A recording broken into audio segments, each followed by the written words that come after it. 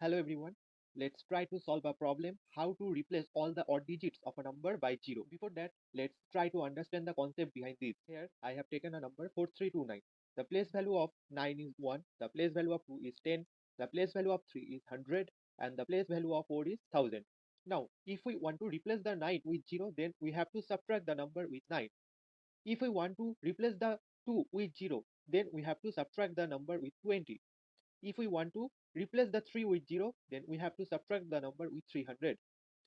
If we want to replace the 4 with 0, then we have to subtract the number with 4000. From the example, we got a confusion that if we want to replace our digit with 0, then we have to subtract the number with the multiplication of the digit and the place value of that digit. This is the code of our problem statement. I have used C programming. If you want the code in other languages, please check the comment box. Thank you for watching the video. If you like this video, then do like, share and subscribe our channel.